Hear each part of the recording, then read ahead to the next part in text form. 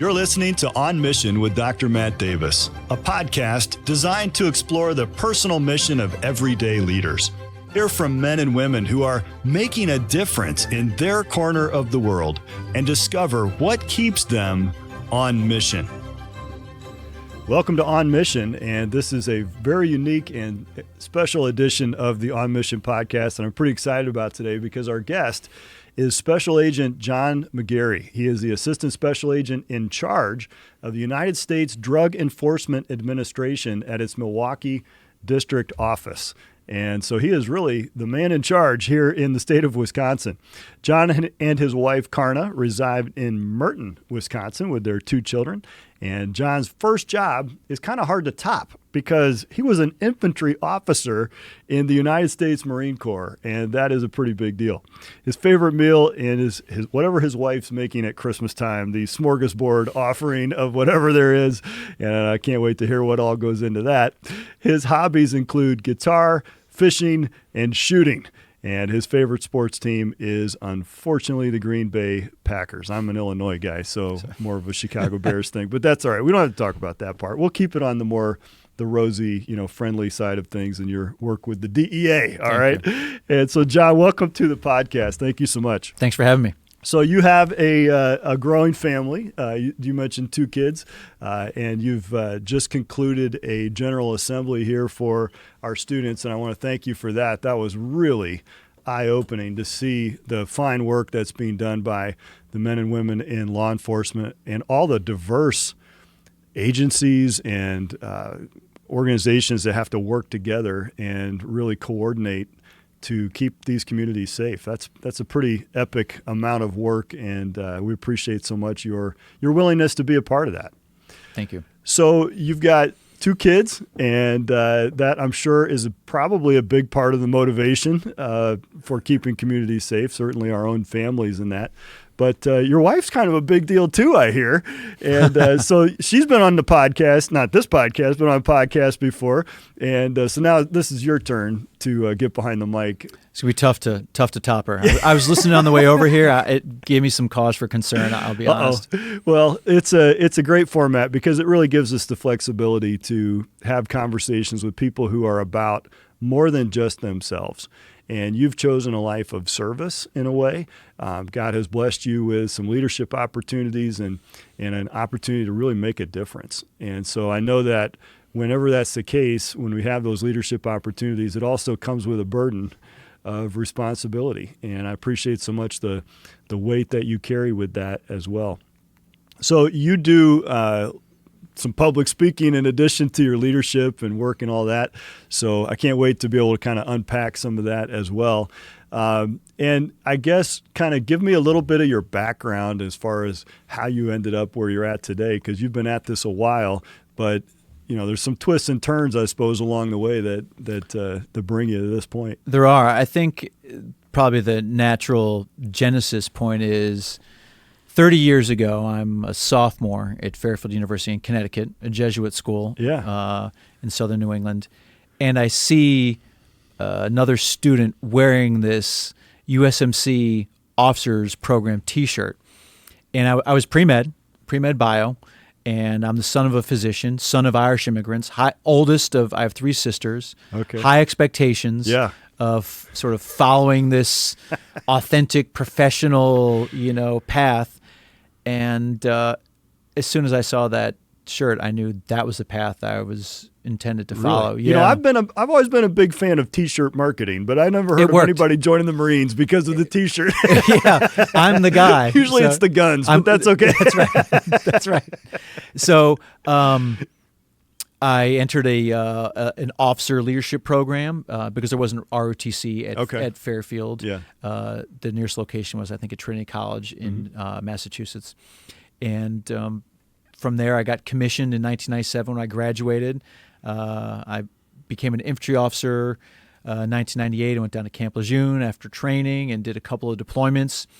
And I mean, that was a time when you're joining the military in the late 90s We just come out of kind of Desert Storm and all that, sort of the first Iraq conflict. That was kind of big when probably junior, senior year of high school. We had Desert Shield and all the guys that were going in enlisting in high school, the grunts on the front line, and then you kind of went off to college. So it was like you were getting deployed if you joined at that point. This was not real just peacetime, That's right. Go off and Club Med. You mentioned the Gulf War. So my first commanding officer, my first platoon sergeant, the gunnery sergeant, so all the senior leadership team were all Gulf War I vets. Okay. So we used to hear the young lieutenants who really didn't know how to lead yet would hear these stories from this high, salty commanding officer about all these things that happened in Gulf War I. Yep. And there was a lot of folks who'd been involved in Bosnia. I had a young sergeant who'd been on the O'Grady recovery mission. You remember O'Grady was an F-16 pilot that was shot down over Bosnia, Bosnia-Herzegovina, or he crashed in Serbia or ejected into Serbia. And the Marines went in and did this tactical recovery of aircraft and personnel and extracted him.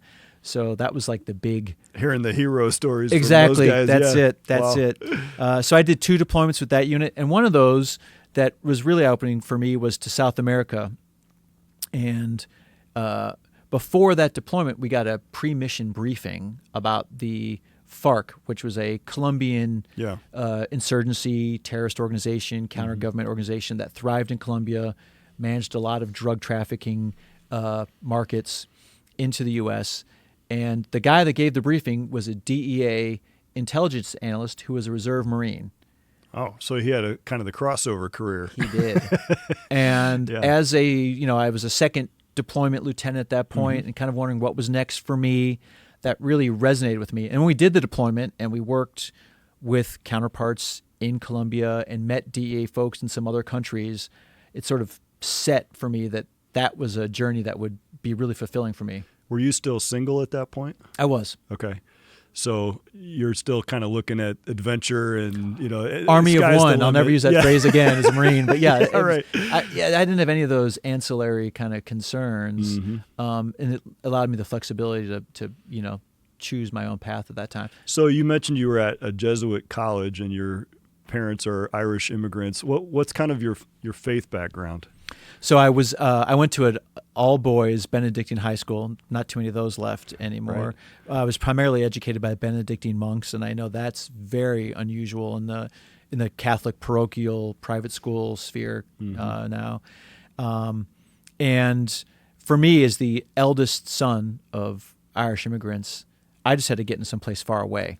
And Fairfield was the institution I got into farthest away from St. Louis, where I grew up. Sure. And in no way do I minimize or denigrate the immigrant experience of my parents, but it was so formative. My parents came to the country with like a steamer trunk. My mom was pregnant with me. Unbelievable. 1974, moved to St. Louis, no connections, and they built a life there and prospered and thrived. And I think that made me feel like that was my first indication of a call to service. My parents, they got all these opportunities there was no bias or pushback or nothing adversarial. They just prospered and people supported them.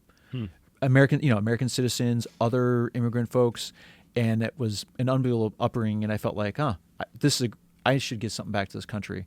And that's where the Marines kind of... There is a sense of appreciation that ought to come when we realize how many people have invested in who we are and where we're at. There ought to be a sense of gratitude that comes with that. And there's a saying, generosity and gratitude are cousins, right? Like when we recognize what other people have invested in us, it sort of inspires us to be more generous with ourselves as well.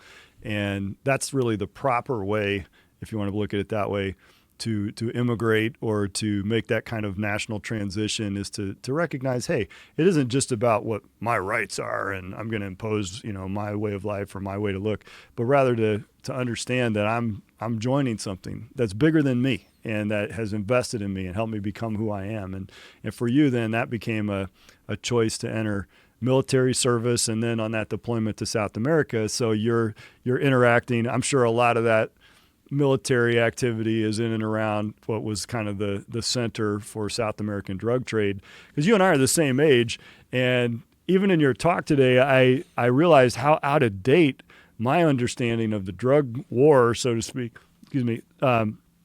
it was always like Miami Vice and the Colombians were the bad guys. I mean, Escobar and all these guys.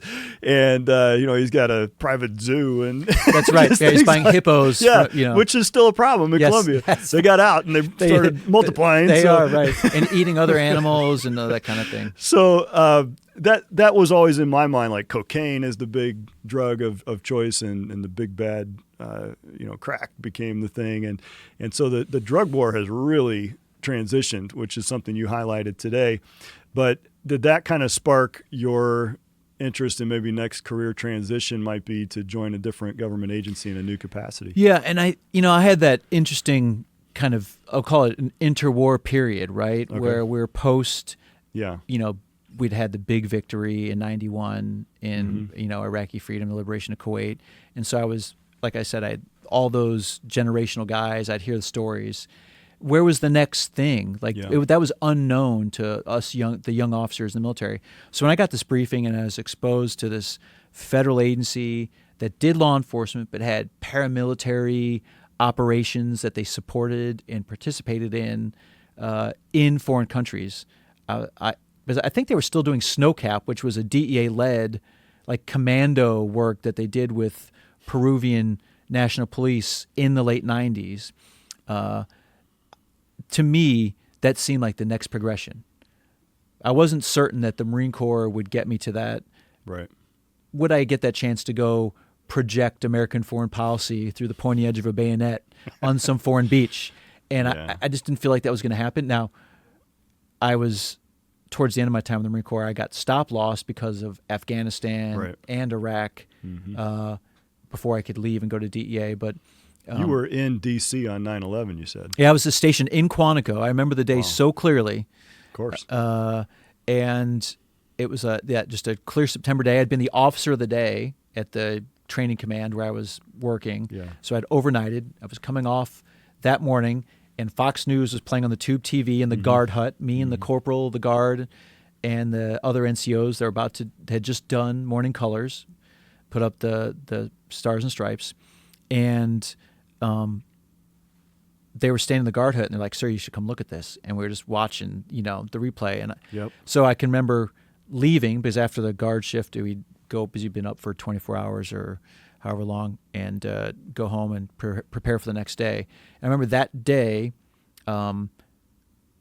I had a motorcycle at the time, younger version of myself, but not recommended to anybody. I didn't get a motorcycle till much later. So. Oh, okay. So after the kids were out of the house. I was well before. Hard lessons learned early for me.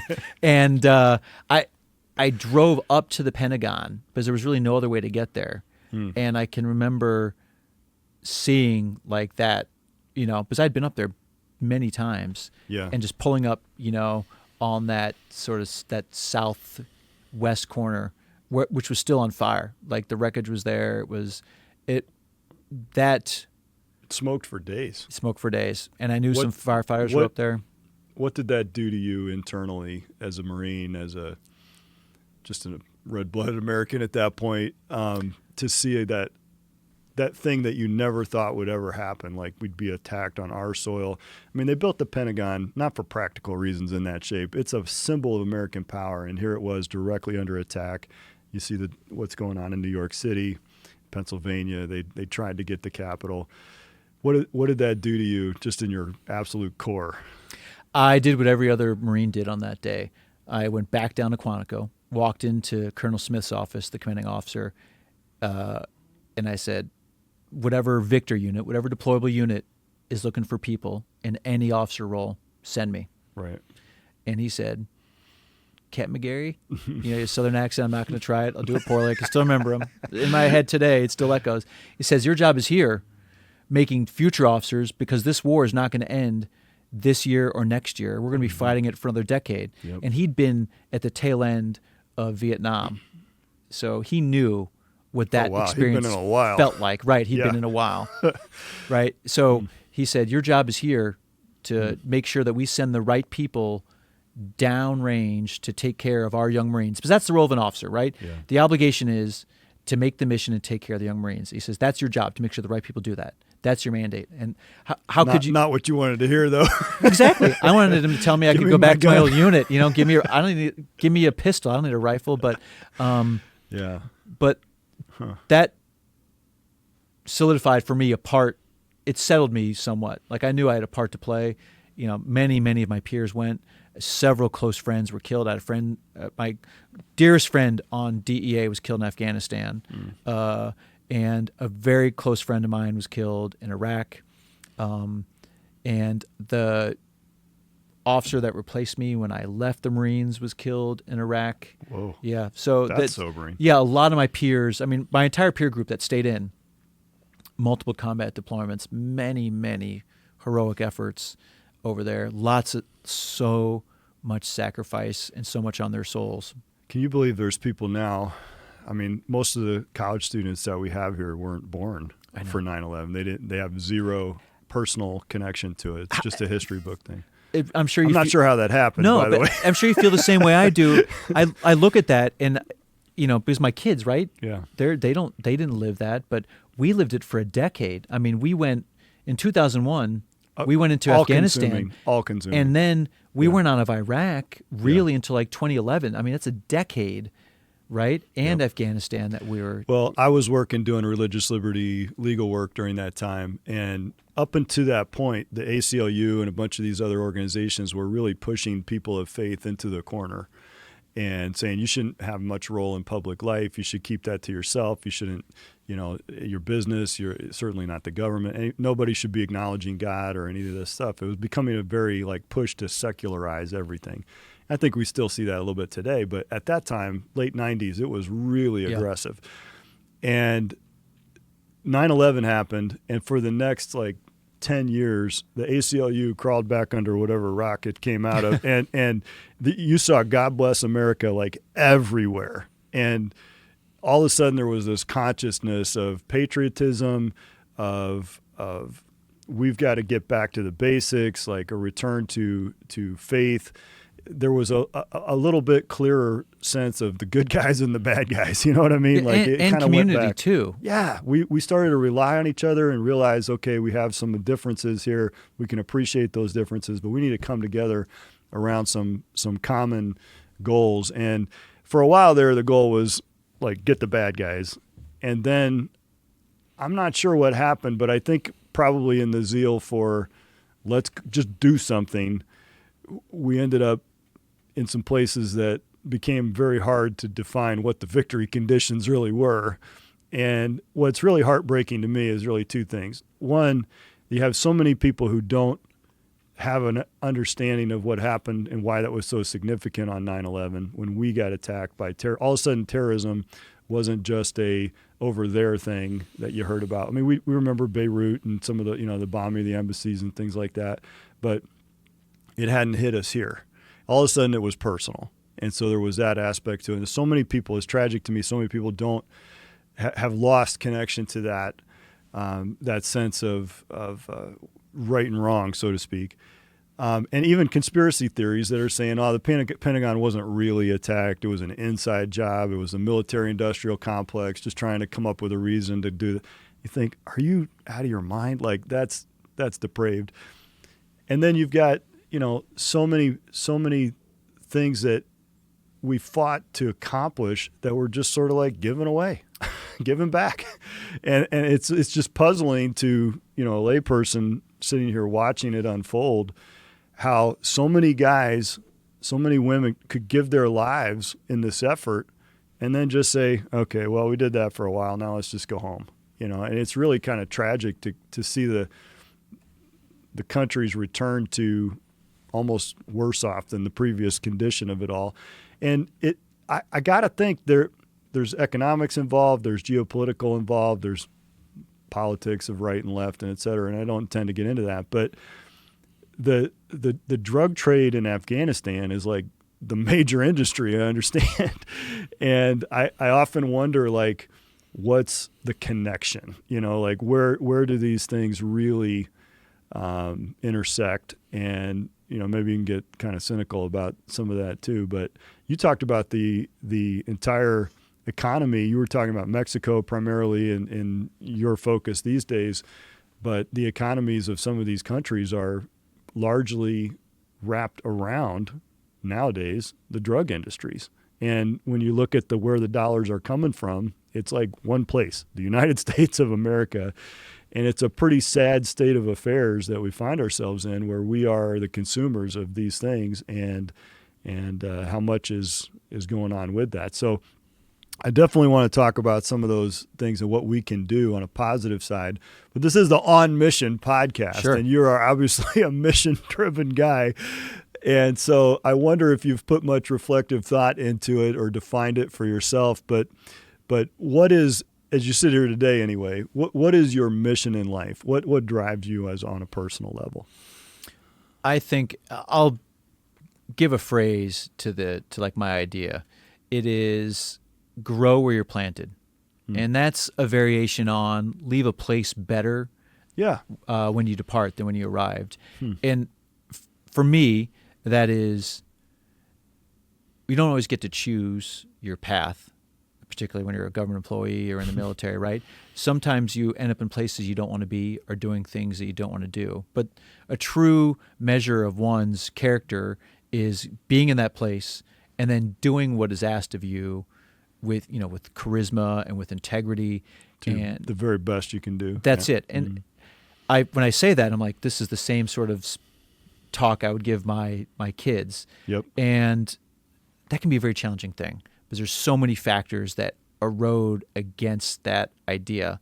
Leaving a place better than it was before you got there, maybe the idea is just go and get what you need and get out. But that devalues all the other people that you interact with in that space, right? And I feel as Christians, like it's our job to view those interactions the most positive way we can. So when you get to that place, you're trying to help out those people that are there through whatever tool or ability you have. For some percentage, that will be sort of emotional support, struggles they have in their own personal lives, their home lives. I see a lot, law enforcement, see a lot of that, a lot of divorce, a lot of disruption to family life, a lot of personal struggles, PTSD, that kind of thing. For some, it will be an ambition to go someplace else through promotion or reassignment to be closer to family.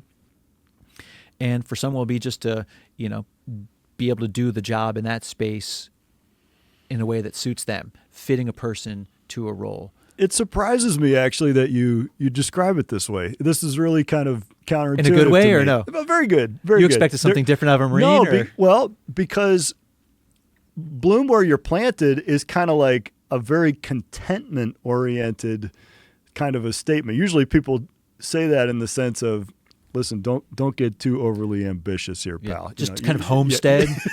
Like take care of your business here where you're at, and the future will take care of itself. The rest of it will unfold how it should. But maximize the opportunities you have now is usually something we say in that context of contentment. And I see you as this kind of driven, ambitious, like others-oriented, cause-oriented kind of a guy. So I guess I didn't expect that to be your position. I think you can be both. Yeah. So how does it? Yeah, that's what I want to know.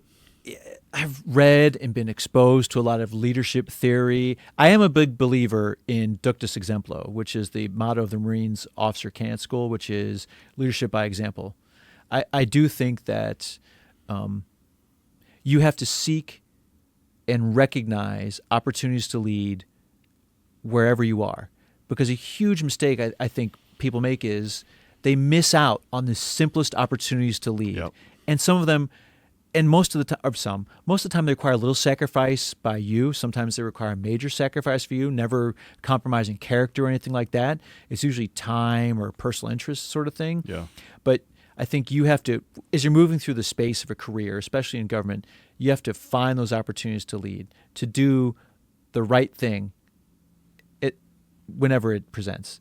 And if you're kind of too focused on yourself or your own ambition, those are missed, or they move by so quickly, and you can't pull them back. Yeah.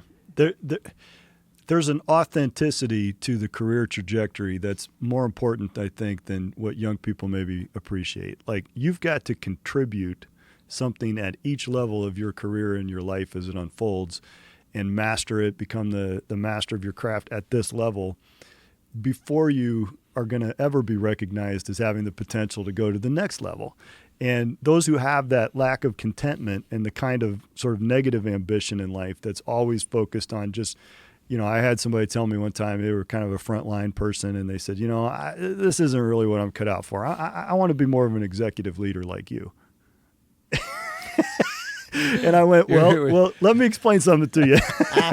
I started out with a job here on campus that the name of the job was also the training for the job and the description of the job, and it was called pot wash, right? Like, let me go show you. And I got recognized as being pretty good. I mean, you guys know I don't like to brag, but I was pretty good at washing the pots, right? And eventually I've become an assistant crew chief. Like, okay, that was the first kind of leadership job I ever had. And you're not going to be handed executive leadership of some organization. You have to earn your through merit and through hard work and through diligence and through mastery, and sometimes through failure and learning and growing along the way. And I actually like that a lot, that concept of the faithfulness of, you think about the Marine Corps itself, Semper Fidelis, right? Like, always faithful, that steadfast faithfulness, and then that leading by example that says, listen, I want to be the very best at whatever it is that I'm called to do right now. And honestly, the promotional aspect will kind of take care of itself, right? In at least in a meritocracy.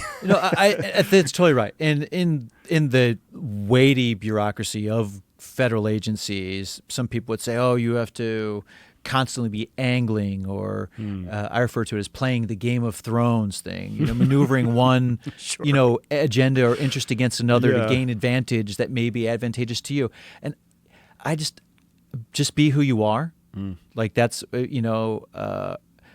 sometimes I am who I am. Maybe sometimes it's a more abrasive or caustic version of myself. I'm conscientious of that in some scenarios. Sure. Maybe more tactical driven or like operationally expedient scenario. I have a different approach or attitude. I can be, people may say, a critique you, maybe you're too intense.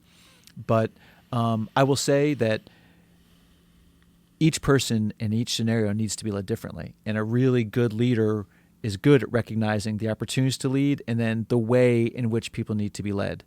Like, they clearly recognized your talent from your origins really sure here. How well, that you're sitting here. I think you've risen to the top. So but there'd be a lot of people along the way that would question that. Trust me. But you out-scrubbed them. So here I did. I got more remain. Pizza crust out from the little joints in the pans than anybody else. That's really what it was all about. They said, we see your CEO material, buddy. No, I don't think that's necessarily the case. But I wonder, as you look back on Marine Corps, all the way from basic training through, and my son joined the Air Force, and he's thank you for him. He's in law school at Notre Dame right now. I'm super proud. Wow. And yeah, me too. He's doing a great job, and he's in the Air National Guard now here in Wisconsin, and in the JAG office. Oh. And so they did all this training. They do all of that kind of thing. They only got one day on. There's a little difference between the Air Force basic training and the Marine Corps. They had one day on the range, and then it rained, and so they only got to half the stations. Oh, bummer. I'm gonna be I don't know if you ever tried that on your drill sergeant, but drill sergeant, it's raining. We can't be going out today. Come on. They'd have something for that. I'm sorry. So fortunately, in the JAG Corps with the lawyers and that, they're shooting guns is not the primary role, right. Okay? And that'd be a big problem if it was. But I just think about, for as you look back, what were some of the things that personally maybe you didn't know were part of your own makeup or your personality or your skills or character traits that now you see were really so much more important maybe than you appreciated back then, but was kind of being honed through that process? Yes, and I think that honing is a multi-year period. Yeah. Like I look back, I'm pretty good at sort of ruminating or reviewing who I was. And when I came out of the Marine Corps and into DEA, I think I just had too much Marine Corps in me. You know, that transition and the expectations of counterparts there's too much intensity and not enough maybe compassion or patience built into that. It's about getting the mission done, right? Which is what the agency wants you to do, but it maybe is not the cleanest way of getting there, the most cognizant of how to build long-term relationships. Fortunately, I think I recognized after a couple of years that, okay, you can't be blowing everything up along your journey. You got to build enduring partnerships. And I think I've become a lot more compassionate or empathetic and interested in knowing more the backstory behind what motivates employees, what's brought them, like you're asking me now, what's brought them to this point? What do they want out of life? Like, what do they want out of a career? And do they see a place for me to help them get there? Yeah. Some will never reveal that to me because they're not comfortable sharing that with somebody in management or who's their supervisor's supervisor. Tell me all your deepest, darkest secrets. Right, exactly. It's not a great, party opener, Yeah. Welcome to Milwaukee. Yeah, sit them down and reveal to me all these things that have been burdening you. Might take a minute to prove yourself. And I'm not their clinician, right? Or their counselor. Right. I'm their supervisor, but I do think it's important for people that are making sacrifices because I could send them out on an operation that they don't come back from. Yeah. Any day. And that's my burden and that's nobody else's. And I will say that when I look through that lens, I feel obligated to do everything I can for them when they're under my charge. That's a sobering thought, isn't it? And that's life and death work that you've got, I wouldn't say comfortable with, but you have to be willing to get up every day and accept that burden of responsibility. Put your big boy pants on is what I always say. Listen, guys, this is unsavory work that we got to do, whether it's budgeting or whether it's making tactical decisions. You were up early this morning as part of a raid and getting a bad guy. And, I thought it was interesting that a lot of the stuff happens nocturnally. You guys go in the early morning when people are That's right, under the cover of darkness. Yeah. But, and we talked about why do you do that? Because it's dangerous. And there's an overwhelming show of force to try and not create the militarization of our communities and strike fear into the hearts of law-abiding citizens, but rather to decrease the violence that's then not necessary because you sort of take the fight out of the bad guys with doing that. And you talked about what a flip in the dynamic that is down in Mexico and South America, some of these places that have been almost taken over by cartels that are manufacturing illicit drugs that are then primarily sent here to the States for consumption, and what it's doing to our communities. First of all, thank you, obviously, thank you for your service, but I'm thankful for the freedom we have to live in Wisconsin, which, as you look at the map, is not the worst. It's actually right. Really, really good shape. But you see the threats far more vividly than we do. I think they should put you in charge of the whole country because obviously you cleaned up Wisconsin incredibly. You go do this job in California and Texas. It's kind of just say this reach of the podcast may cause me some trouble. Obviously we're a long ways from Mexico here, which is thankfully geographically we have some benefit. But you're seeing a huge uptick, and the primary thing is no longer cocaine. It's the synthetics, the fentanyl. Describe a little bit, for those of us who are behind the times, what that looks like, why on earth it's so popular, and what you're seeing in a change, even just in the last 4 or 5 years. Sure. So fentanyl, as law-abiding citizens know it, who have been exposed to the medical community, is a pain relief given during surgery or for palliative care at end of life, or oral surgery is very common, thoracic surgeries. It's very popular because there's not a lot of contraindicating drugs. So when people are on blood pressure medication or blockers or Lipitor, fentanyl is... It's okay to take. It's okay to take, right? Metabolically, it's safe. It's got a good half-life, so it leaves the system rapidly, which is also useful for bringing people out from sedation or anesthesia. And it's manufactured for use, obviously, in the U.S. by U.S. sources. And it's called synthetic. So what does that imply? That's because it is an opioid, and the organic opioids are heroin, morphine, thebaine, those other plant-based derivatives. And what happened is the common attribution is to the pain clinics that were all across the Southeast and some parts of the Midwest, where pain management doctors, pain management physicians began prescribing oxycodone, OxyContin for pain relief, right? We have a generation of people who have... Rush Limbaugh went through that. That's the first time I ever heard about Oxy. That's right. Yeah, very prominent, right? And I know he struggled greatly with that. But back pain, knee pain, people in car accidents, neck pain. Usually it was like prescribed for a legitimate injury, and then somebody sort of... It's addictive, I guess? Highly addictive, yes. Yeah. And... So there was huge profit driven by that. I mean, everybody's heard about Purdue and Sackler Industries and the $450 million lawsuit that they got leveraged against them in a case by a DEA in the U.S. Attorney's Office. So from those clinics, I think people started, when the clinics began to be cracked down on, people couldn't acquire the oxycodone, OxyContin. They were over-prescribing and over-delivering and had a very high profit margin, so there was this motive to kind of look the other way. And the DEA's case seemed like it was along the lines of, there's no way you didn't know by the volume of what was going through your little county clinic that this was more than legitimate. Your per capita dispensing rate is like 2,000 pills per person in a town of 300 people. Yeah, there were always these little towns. Like West Virginia, Appalachia.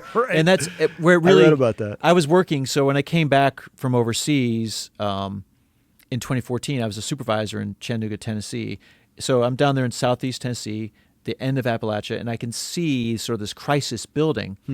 And where people weren't able to acquire the pills easily because pharmacies became more aware, states became more aware, tracking through the physician management databases, right?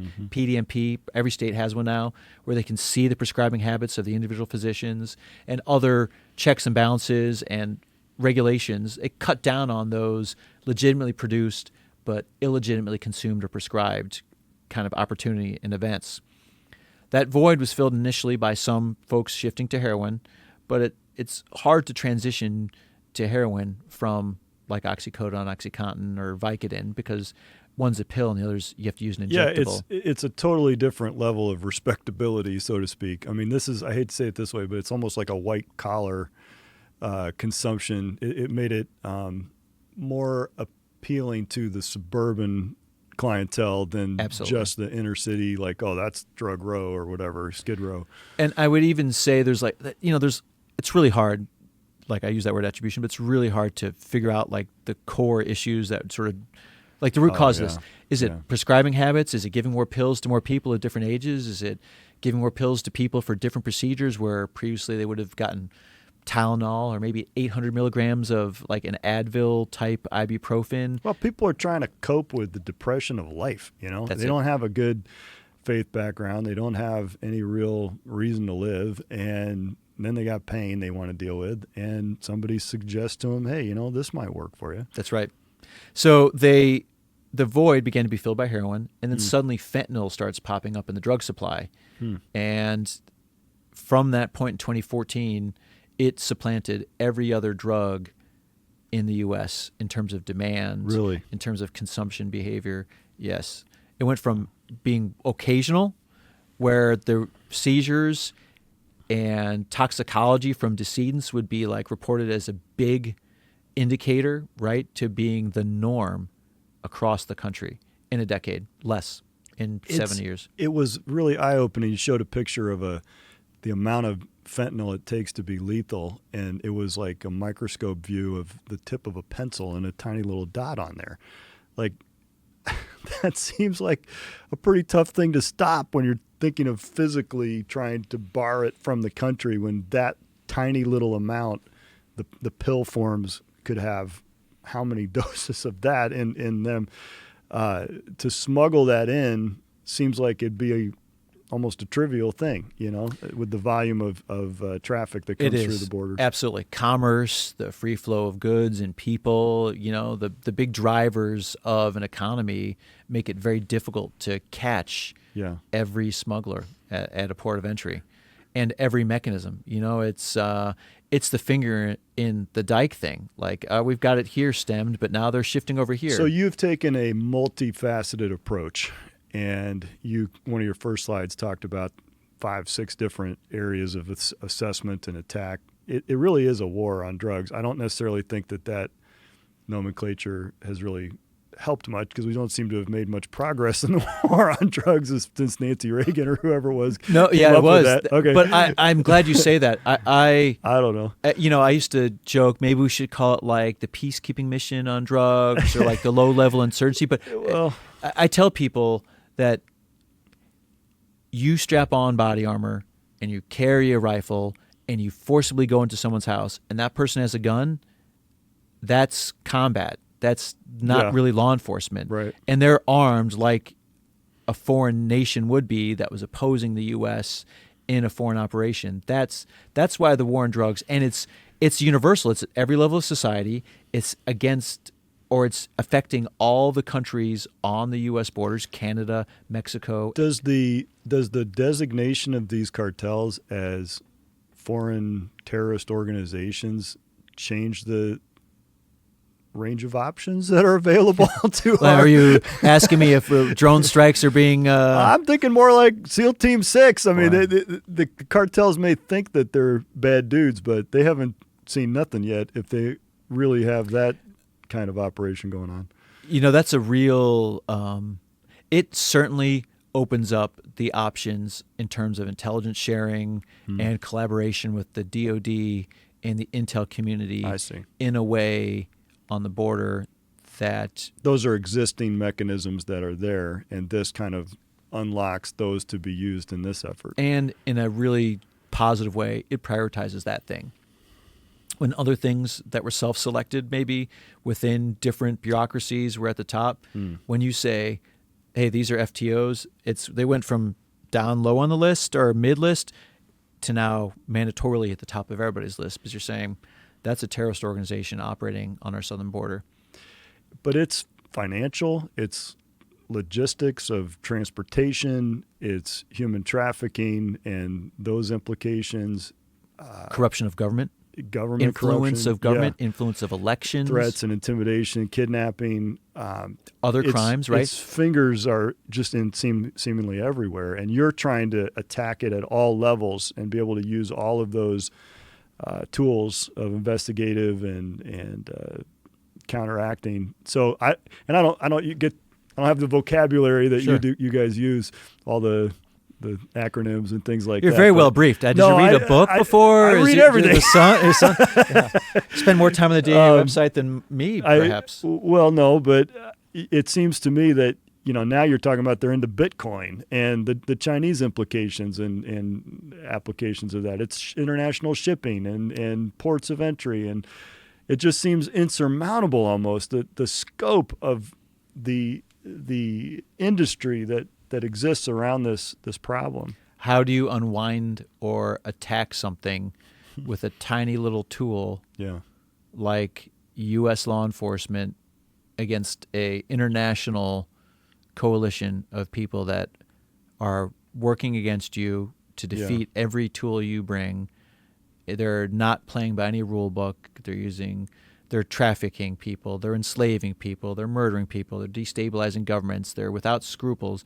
They're vicious and violent. That's right. How do you use the good people, the good men and women of the federal agencies to attack that problem? And now, without losing a lot of life too, along the way in an open conflict. I'm a big believer that the great tool of drug law enforcement is that they're constant and repetitive transactions, right? Buying a gun, maybe trafficking a human, which to me is the worst crime, or other federal crimes are often singular transactions, right? Drug transactions tend to be repetitive and have a extended window of opportunity. it's either was or it wasn't. So the great thing is presenting those cases is great for prosecution, for developing conspiracy, because there is some innate simplicity in that negative behavior. And DEA has used that approach to take, we brought over Mayo and we're, Chapo. So we've taken off two of the big cartel leaders on the board in the last 5 years through our efforts and our joint efforts with our partners. So I think it is meaningful. The trick is behind all that, like, how do you reduce demand? Because as long as the market exists, it's really tough to just keep using law enforcement to erode market share. Yeah. When I say that, I'm like, using law enforcement to erode market share does not sound like a good financial model whatsoever, or capitalist model. No, and it is economically driven. The money, and if you could somehow get the money out of it, you destroy the incentive for it and so forth. I mean, these are not ideologically driven in the sense of they're trying to spread Islam or they're trying to spread this particular worldview. It's money that they're after. And they're pretty vicious and ruthless, and they have aspects that are similar to those other terrorist organizations, but their ideology is all about greed. They don't have a value for life. We talked a bit about 9/11 and how motivating that was. Mobilized our nation behind an effort, just do something, because they attacked us and we lost X number of people. But then you contrast that with how many we're losing every year to drugs. Can you give a sense for the scale of that? Yeah, I think last year was maybe 60,000. I'm rough it's on hard the numbers. To quantify some of that. And the year before was maybe 85 or 90,000. So it went down from 23 to 24, which is a positive thing. But, someone said to me, add up the number of people that Al-Qaeda killed. You have 9/11 events, right, at the 3 sites. And then you have any sort of ancillary events that may have happened, a few people kidnapped in the Middle East throughout the years, and associated Al-Qaeda groups that worked in Anbar province in Iraq, that the Marines did a fantastic job, in Ramadi and Fallujah opposing. But beyond that number it's not 60 or 70,000. No. So to me, that's why it's so staggering. I mean, when you look, if you go into DEA headquarters, they've put the faces of all these people. Like, the lobby is vast and filled with these like 5x7 shots provided by families. They're all sort of formatted, and it shows all these young lives lost. I used to show a slide. I showed one for years in Tennessee, and then it got too big, and I used to show one here, and same thing, got too big. It's just too many. Like, when you look at these pictures, it's hopeful young people, and had their whole life in front of them. Why are we okay with that? I'm not. No. Like, that's why, I still got fight left in me. Well, that's why I want to close with that question is what keeps you going in the face of very insurmountable challenges, and whether it's resource limitations or just the overwhelming evil that you are combating. What keeps you going? What keeps you positive or optimistic that you don't become some kind of crusty, cynical dude? You don't want to be that guy, that's burned out and we're whistling in a hurricane type thing, And then not only what keeps you motivated and optimistic or positive, but then how do you stay connected to your humanity? You're a father, you're a husband, your family, and maybe talk a bit about those motivations and priorities. Yeah, for me, the internal reconciliation is, you look at, you got to go to the greatest book ever written, right? Yeah. And you look at how adversarial the world was set up against Jesus, like at every turn, and his insight and his commitment and his focus, but his compassion too. He was never deterred, right? Right. And if I could sort of just capture like a portion of that. Like I know that if to the end of my days, I should be trying to emulate that life. Sure. Then I can't just give up because of a little friction or, some sort of internal dynamic or a collaborative relationship falls apart. I won't just abandon it, And I'd say my wife is a huge part of like my spiritual journey. She's a fantastic partner in that regard. And that really staying focused on that relationship I have with God keeps me like, and the same thing I would tell my kids, like, you can't let this be the end of that thing. That's not right. You have to. Did he give up? No, right? Yeah. And then on the professional side, I love the job, I love the work still. There's still some gas left in the tank. I still am motivated every day by stuff that people do. I don't always understand it now because crypto and blockchain and I took a course and then I read the Idiot's Guide and still they talk in a language I don't understand. Well, those of us that Gen X kind of, a lot of the systems that exist, the electronic system, our generation built those. We inherited paper processes and digitized them and understood that at a fundamental level. But now a lot of it's changing, and they got quantum computing and they got Bitcoin, and those of us are like, but why is it valuable? Like they made it up, right. That's right. So you mean that 1 billion people have part of this one coin? Yeah, and so there's some mystery to that, and I keep thinking, I think it's all going to collapse at some point. Like this doesn't seem real, but. Yeah, I mean we're facing a world that is changing at an epic pace. It's becoming smaller in the sense of technology is bringing these other parts of the world and conflicts from around the world here. And I'm so thankful that there are people like you that are willing to stand for truth, stand for values that have made this country great, and willing to put themselves on the line and invest in the fight. And I'm thankful for that. I'm thankful for you taking the time. You're tired today. It's been a long day already, and miles to go before we sleep. But thank you for your example. Thank you for your fidelity and for your generosity of your time and spirit to come and share this with us. I appreciate it. It's very kind. Thank you, sir. All right. Thank you for listening to On Mission, a podcast produced by Maranatha Baptist University. If you're like me, the parent of a teenager right now, it seems the world has gone mad. Anti-God ideologies and liberal political philosophies dominate higher education. You're probably asking yourself, is there a college I can trust to build on my family's values and a biblical worldview? Thankfully, there is such a place. Maranatha Baptist University in Watertown, Wisconsin is dedicated to training young people to serve the Lord. MBU provides a safe environment to study, practice, and grow their faith, and develop lifelong relationships with Christian young people that share their biblical values. And you don't have to compromise one bit on the academic quality of your education to receive it from a Christian worldview. Find out more at mbu.edu. For information about our podcast guests and to listen to all the previous episodes, visit mbu.edu/podcast. Join us again next week as we examine what keeps leaders on mission.